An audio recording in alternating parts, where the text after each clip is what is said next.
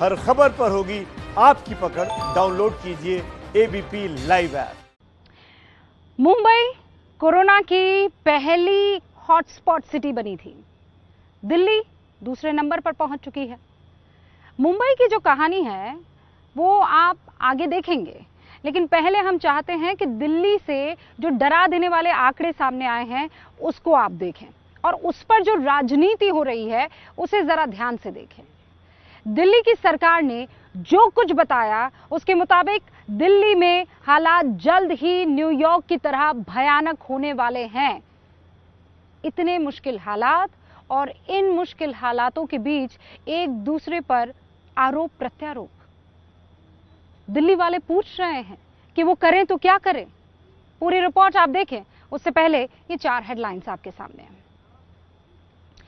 दिल्ली में कोरोना की रफ्तार बेलगाम हो चली है। 31 जुलाई तक 5.5 लाख मरीज होने का सरकारी अनुमान है। एलजी के साथ बैठक के बाद डिप्टी सीएम ने कहा 31 जुलाई तक दिल्ली में 80,000 बेड की जरूरत है। दिल्ली के अस्पतालों में बाहरी लोगों का भी इलाज होगा। उपराज्यपाल अपने आदेश पर कायम है। स्वास्थ्य मंत्री सत्येंद्र जैन ने कहा दिल्ली में बाहरी लोगों के लिए बेड का इंतजाम करना मुश्किल, दिल्ली वालों के लिए बड़ा संकट है।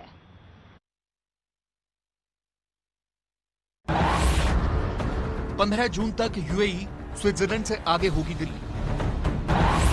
30 जून तक चीन और कनाडा को पीछे छोड़ देगी दिल्ली। 15 जुलाई तक ईरान से आगे इटली के करीब होगी दिल्ली और 31 जुलाई तक न्यूयॉर्क से भी आगे निकल जाएगी दिल्ली। दिल्ली का यह डरावना आंकड़ा हमारा अनुमान नहीं है। ये आंकड़े सरकार की एक बड़ी मीटिंग में एक बंद कमरे में डिस्कस हुए, जिसके बाद डिप्टी सीएम ने इसकी जानकारी दी।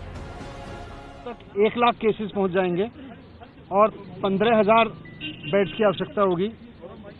15 जुलाई तक करीब 2.25 लाख केसेस हो जाएंगे और 33,000 बेड्स की आवश्यकता होगी और 31 जुलाई तक करीब 5.5 लाख केस पहुंच जाएंगे दिल्ली में और उसके लिए करीब 80,000 बेड्स की आवश्यकता होगी। खतरा जितना बताया गया है उससे भी बड़ा है। ये समझने के लिए मनीष सिसोदिया का ये बयान सुन लीजिए, जिस पर शायद ही किसी का ध्यान गया हो।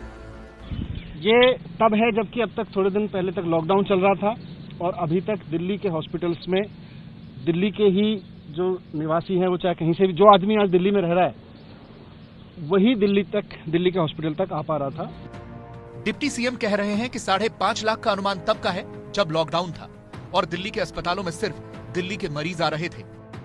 जहां देश भर में 48% से ज्यादा मरीज ठीक हो जाते हैं, तो वहीं दिल्ली में फिलहाल 40% मरीज भी ठीक नहीं हुए हैं और अगर इसी कदर ये संख्या बढ़ती रही तो वो दिन दूर नहीं जब दिल्ली देश का न्यूयॉर्क बन जाएगा। अब सोचिए, अनलॉक 1 के दौरान दिल्ली में जो भीड़ दिख रही है, उसके बाद कोरोना पीड़ितों का आंकड़ा 5.5 लाख से ऊपर कहां तक जाएगा। केजरीवाल सरकार चाहती थी कि दिल्ली के अस्पतालों में सिर्फ दिल्ली के मरीजों का इलाज हो, लेकिन उपराज्यपाल ने फैसला बदल दिया।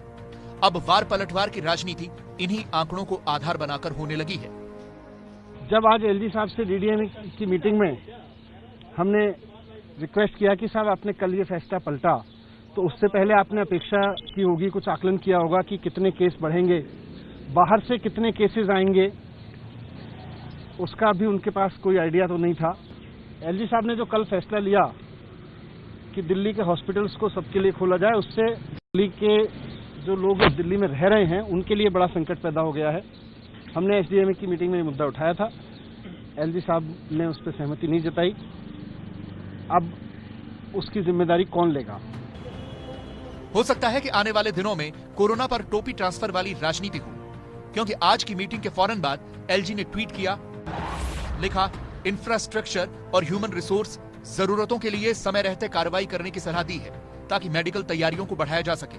प्रभावित लोगों की संपूर्ण कॉन्टैक्ट ट्रेसिंग करके आईसीएमआर की गाइडलाइंस के मुताबिक तुरंत प्रभाव से उनका कोविड का टेस्ट करवाना चाहिए। प्रोटोकॉल के तहत कोविड पॉजिटिव मरीज की भर्ती होनी चाहिए। यानी दिल्ली के अस्पतालों में बाहर के लोगों का भी इलाज होगा, लेकिन दिल्ली के स्वास्थ्य मंत्री कह रहे हैं कि ऐसा करना मुश्किल होगा। मनीष जी ने पूछा था एलजी साहब से कि भाई आपने प्लान तो किया होगा जब सबके लिए खोला है। कहते हैं प्लान कुछ नहीं किया है, उसका कोई अंदाजा भी नहीं है, क्या देखते हैं क्या होता है। ये देखने वाली अंदाजे वाली बात पे आ गए हैं, थोड़ा सा मुश्किल काम है। दिल्ली सरकार दिन रात लगी हुई है, नए नए बेड्स बना रही है, परंतु अब इसमें बहुत बड़ी समस्या आ सकती है कि अगर पूरी हिंदुस्तान से लोग इलाज कराने के दिल्ली आएंगे तो मुझे लगता है बेड अरेंज करने में कुछ समस्या जरूर आएगी। साफ है, अब कोरोना के इलाज पर राजनीतिक पार्टियां रोज लड़ेंगी और जनता इलाज के लिए भटकती रहेगी। दिल्ली बीजेपी के नए अध्यक्ष आज दिल्ली सरकार की शिकायत करने उपराज्यपाल के पास पहुंच गए। कहा, केजरीवाल सरकार की स्वास्थ्य व्यवस्था पूरी तरह चरमरा गई है। उधर कांग्रेस के नेता अजय माकन मानवाधिकार आयोग चले गए, केजरीवाल सरकार को निर्देश जारी करने की मांग करने लगे। ये बताइए, दिल्ली में जितने केसेस हैं, जितने पड़ोसी राज्य हैं दिल्ली के, चाहे उत्तर प्रदेश हो, राजस्थान हो, हरियाणा हो, हिमाचल हो या पंजाब हो, कुल मिलाकर जितने केस हैं उससे ज्यादा दिल्ली में है। आज वहां से कौन आना चाहता है? ये तो एक डर का माहौल पैदा करने की कोशिश कर रहे हैं, क्योंकि उन्होंने ग्राउंड पे कुछ किया नहीं है। दिल्ली को खोलने की बात से हम सख्त खिलाफ हैं। जब तक के ये पॉजिटिविटी रेशियो 27 से कम होकर के 10 नहीं आ जाए, जब तक के दिल्ली नहीं खोलनी चाहिए। और अगर आज सिसोदिया ये कह रहे हैं कि 2 लाख हो जाएगा 31 जुलाई के, तो 5.5 लाख हो जाएगा 31 जुलाई के, तो इसको जिम्मेवार खुद हैं ये। जिस पॉजिटिव रेशियो का जिक्र किया जा रहा है, उसका मतलब यह है कि दिल्ली में फिलहाल 100 लोगों के सैंपल टेस्ट हो रहे हैं, तो उनमें से 27 लोग कोरोना पॉजिटिव निकल रहे हैं। ये बताता है कि दिल्ली की हालत बिगड़ती जा रही है। कम्युनिटी ट्रांसमिशन की स्टेज वो स्टेज होती है जहां पर ये ना पता चल सके कि जो व्यक्ति संक्रमित हुआ है उसको संक्रमण हुआ कैसे। दिल्ली के स्वास्थ्य मंत्री की माने तो दिल्ली में 1-2 नहीं बल्कि ऐसे कई मामले हैं जहां पर यह पता नहीं चल पा रहा है कि आखिर संक्रमित व्यक्ति को संक्रमण कैसे हुआ।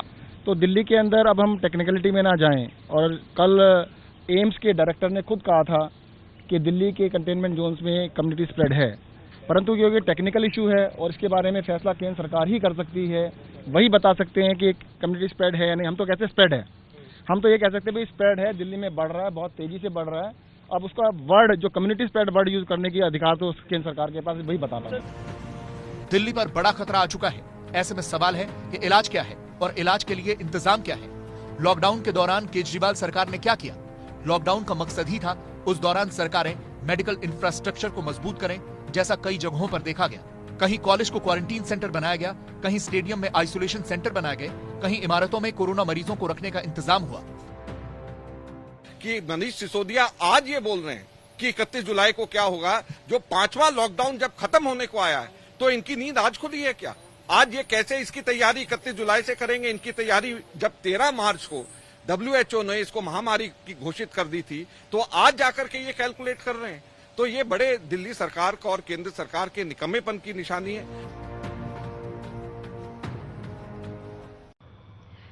इंसान का इंसान से हो भाईचारा, याद है ना आपको?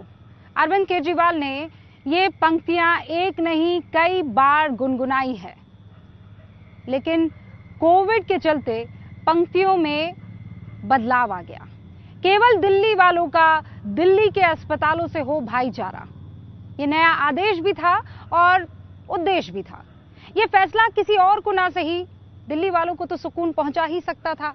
कब? वो भी तब जब उनको सुविधा अच्छे से मिलती। लेकिन दिल्ली वाले भी एक अदद टेस्ट के लिए इधर से उधर भटक रहे हैं। बेड तो बहुत दूर की बात है, उन्हें कुछ नसीब नहीं हो रहा है। दिल्ली का मतलब कुछ इतिहासकारों के हिसाब से पता है क्या है? दहलीज, चौखट।